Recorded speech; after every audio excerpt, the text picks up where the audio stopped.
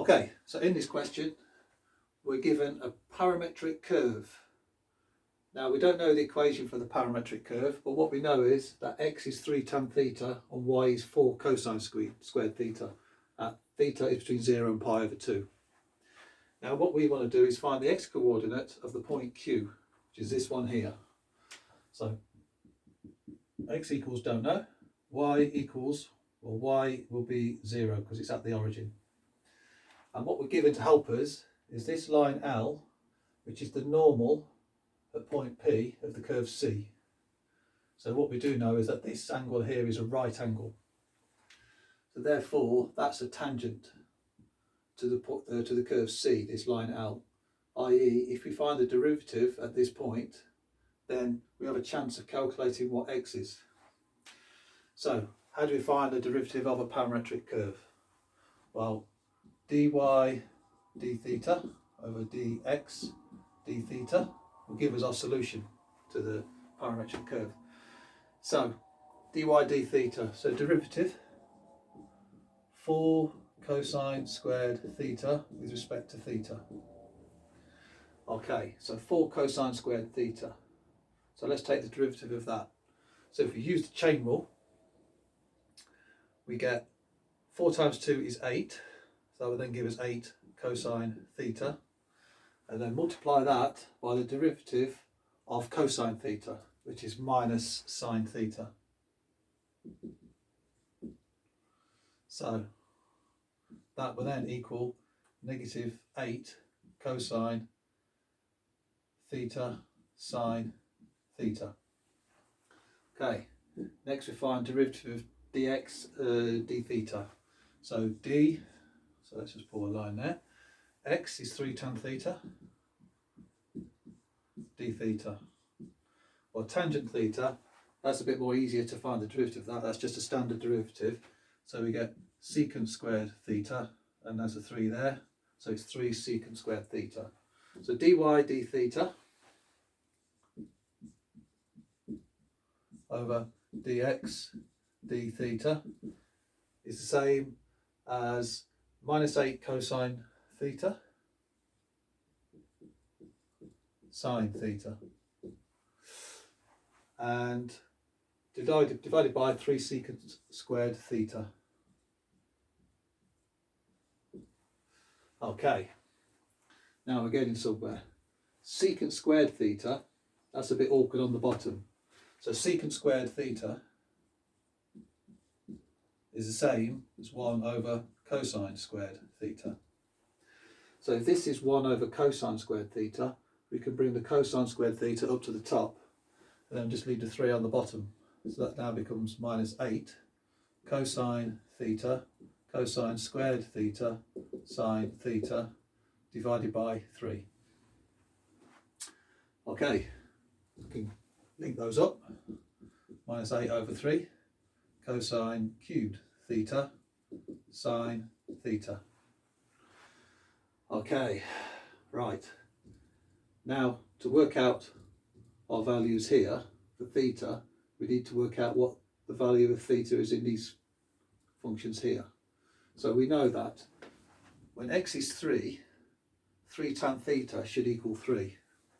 So x equals 3 tan theta, and at the point 3, 3 should equal 3 tan theta. So cross that out and put a 1. So tan theta equals 1. So therefore we know that theta is pi over 4. And just to check that, we just put pi over 4 in here. 4 times cosine squared pi over 4. So cosine of pi over 4 equals 1 over root 2. Square that, equals a half. And then multiply that by 4, you get 2. And there we go, y is 2. So we know our theta is pi over 4. So let's bring this down here now, just to plug that theta value in here.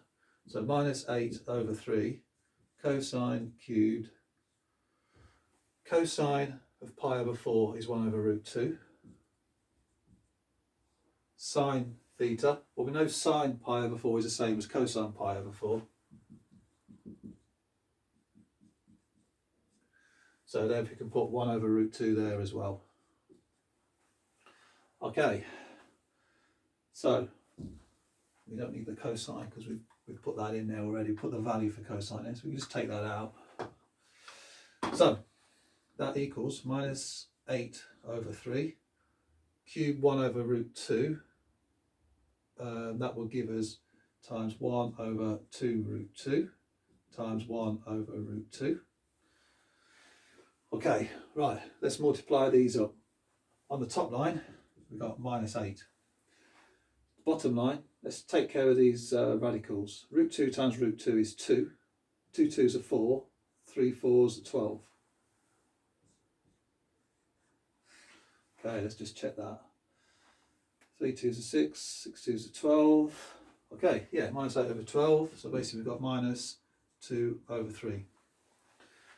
Okay, now if we know the gradient of this one here, we can work out what the formula is. So let's just come over to this side now. So we know the formula when you know the gradient is y minus y1 equals m times x minus x1. So we're working on this point here, 3, 2.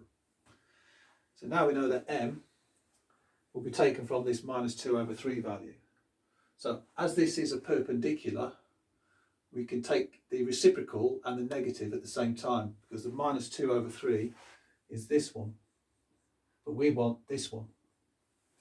So what we do minus 1 over minus 2 over 3, which gives us 3 over 2. So we can plug that value in there. So y minus y1 equals 3 over 2 x minus x1. Now we know some of these values, so we know that y is 0, y1 is 2, x we don't know, x1 we know is 3. So let's multiply this out and sort this out. So we've got minus 2, and these are all divided by 2. So multiply both sides by minus 2, by positive 2. So we get minus 4 equals 3x minus 3. Okay, fill that one out. Minus 4 equals 3x minus 9. So then that gives us 3x equals minus 4 plus 9. So minus 4 plus 9, which equals 5. So therefore x equals 3 over 5. Okay, so our coordinates there for x coordinate for Q at point Q is x equals positive 3 over 5. That's our answer.